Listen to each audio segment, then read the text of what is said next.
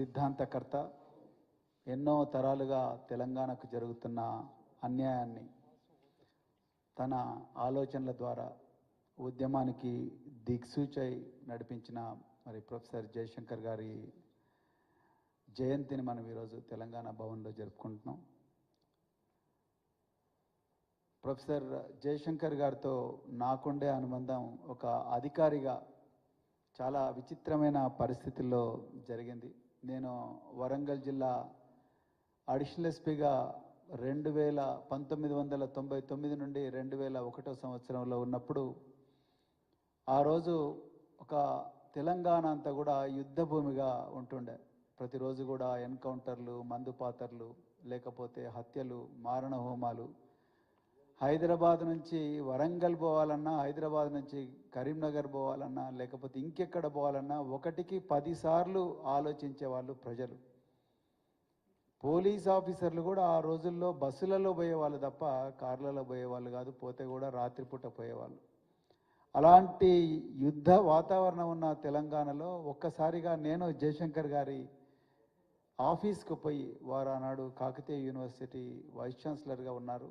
So వారి ఆఫీస్కు పోయి, సార్ ఒక్కసారి వచ్చి మా పోలీసులకు ఈ ఉద్యమం కేవలం తుపాకులు తూటాలతోనేనా, ఇంకే విధంగా అయినా కూడా నియంత్రించవచ్చా, ఈ ప్రాణాలు కాపాడవచ్చా అన్నప్పుడు జయశంకర్ గారు చాలా ఆశ్చర్యపోయారు. ఒక పోలీస్ ఆఫీసర్లు వచ్చి మమ్మల్ని అడగడండి, ఎప్పుడు చూడు ఎన్కౌంటర్లనో అదనో లేకపోతే ఇంట్రాగేషన్లనే పోలీస్ ఆఫీసర్లు ఇక్కడ మా దగ్గరికి వచ్చి మమ్మల్ని మరి పోలీసు వాళ్ళందరికీ దిశానిర్దేశం చేయమంటున్నారు ఏంటి అని చెప్పేసి చాలా ఆశ్చర్యపోయారు.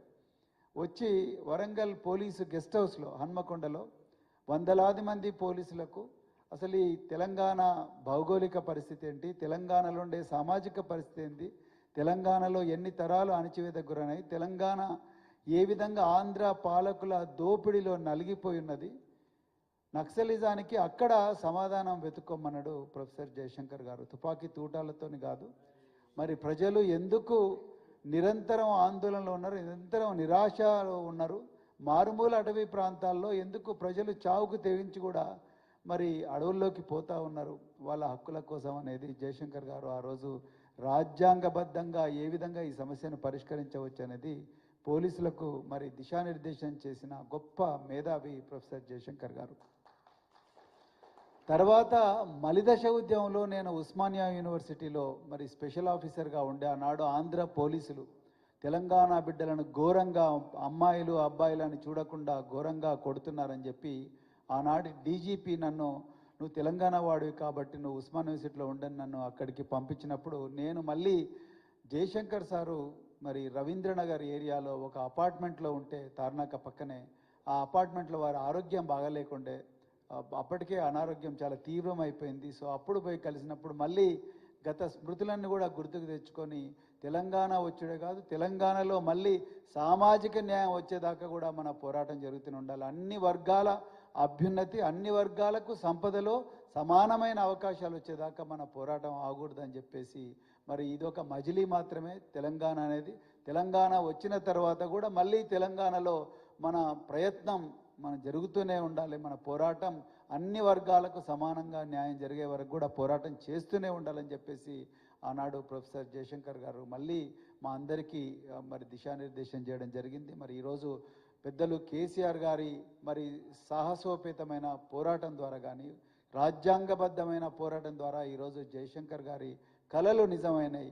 అయితే మళ్ళీ ఇప్పుడు పెద్దలు దేవి ప్రసాద్ గారు చెప్పినట్టుగా తెలంగాణ మళ్ళీ ప్రమాదం అంచున ఉన్నదనేది మనం అందరం కూడా గుర్తించాలి. తెలంగాణలో మళ్ళీ ఆంధ్ర భూస్వామ్య పాలకులు దొడ్డిదారిన తెలంగాణలో ఉండే సంపదంతా దోచుకునే ఒక ఘోరమైన కుట్ర చేస్తూ ఉన్నారు. ఉదాహరణకు మరి రేవంత్ రెడ్డి గారు నిన్నగాక మొన్న న్యూజెర్సీ నగరానికి, న్యూజెర్సీ రాష్ట్రానికి పోయి రాయల్ ఆల్బర్టా హాల్లో మరి మీటింగ్ పెడితే ఆయనకు ఆ మీటింగ్కి వచ్చిన వాళ్ళు 90% మంది ఆంధ్ర ప్రాంతానికి చెందిన వాళ్ళే వచ్చింది, తెలంగాణ వాళ్ళు ఎవరు కూడా రాలేదనేది ఒకసారి మీరు గుర్తుపెట్టుకోవాలంటే రాబోయే రోజుల్లో తెలంగాణను మళ్ళొక అదృశ్య హస్తం కబలించబోతున్నది. దీన్ని మళ్ళీ జయశంకర్ గారి ఆత్మ కూడా దీన్ని చూస్తూనే ఉంటుంది పైనుంచి. సో అందుకొరకు తెలంగాణ ప్రజలందరూ కూడా మరింత అప్రమత్తంగా ఉండాలి. మన హక్కులు, మనకు రావాల్సిన సంపద ఢిల్లీ కేంద్రంగానే కుట్రలు జరిగినా ఆశ్చర్యపోనవసరం లేదు.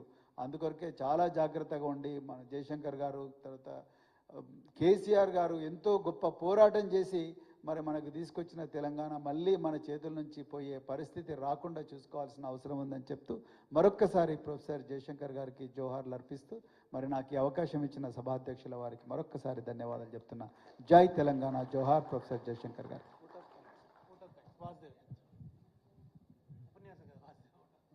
వాసు మైక్ దొరికితే ఉపన్యాసం ఓట్ ఆఫ్ థ్యాంక్స్ చెప్తానా. ఈనాటి తెలంగాణ సిద్ధాంతకర్తగా తెలంగాణ ఉద్యమంలో అనేక మందిని భాగస్వామ్యం చేసిన ఆచార్య జయశంకర్ సార్ జయంతి 90వ జయంతి సందర్భంగా తెలంగాణ భవన్లో ఏర్పాటు చేసిన ఈ యొక్క సభలో పెద్దలందరూ కూడా ముందుగా నిరంజన్ రెడ్డి గారు, ఆ తర్వాత శ్రీనివాస్ గౌడ్ గారు మాజీ మంత్రివర్యులు, ఆ తర్వాత శాసన మండలి ప్రతిపక్ష నేత, శాసన మండలి సభ్యులు, జయశంకర్ సార్తో అనేక అనుబంధం ఉన్న మా నియోజకవర్గ ముద్దుబిడ్డ సీర్కొండ మధునాచారి గారు, అదేవిధంగా పెద్దలు గౌరవనీయులు దేశపతి శ్రీనివాస్ గారు, అదేవిధంగా దేవిప్రసాద్ గారు, ఆర్ఎస్ ప్రవీణ్ గారు, ఈ యొక్క తెలంగాణ భవన్ కార్యదర్శి చంద్రశేఖర్ రెడ్డి గారు, అదేవిధంగా మా మాజీ కార్పొరేషన్ చైర్మన్లు, ఎమ్మెల్సీ నూతనంగా లోకల్ బాడీ నుంచి వెళ్ళి మహబూబ్నగర్ జిల్లా తరఫున ఎన్నికైన ఎమ్మెల్సీ గారు, అనేక మంది ఈరోజు వారి జయంతి కార్యక్రమంలో మరి అతిరథ మహారథులందరూ కూడా మరి పెద్దలు పాపారావు లాంటి వాళ్ళు, అదేవిధంగా అనేక మంది కూడా ఈ యొక్క కార్యక్రమంలో భాగస్వామ్యమయ్యారు.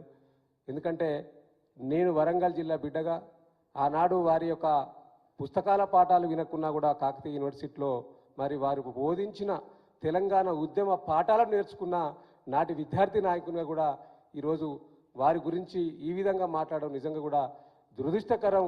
ఇలా జయశంకర్ గారు మరి వీరందరూ కూడా చెప్పినట్టు ఒక కాలజ్ఞాని, ఈ రాష్ట్రానికి ఒక కాలజ్ఞాని, అనేక మంది విద్యార్థులను ఆనాడు మరి తెలంగాణ ఉద్యమంలో భాగస్వామ్యం చేసిన చరిత్ర మరి జయశంకర్ సార్ది. కాబట్టి వారు ఈ తెలంగాణ మలిదశ ఉద్యమంలో, తొలిదశ తెలంగాణ ఉద్యమంలో 52 మరి నార్ముల్కి గో ఉద్యమంలో సంబంధించి అనేక కార్యక్రమాలు కూడా అనేక మందిని భాగస్వామ్యం చేశారు.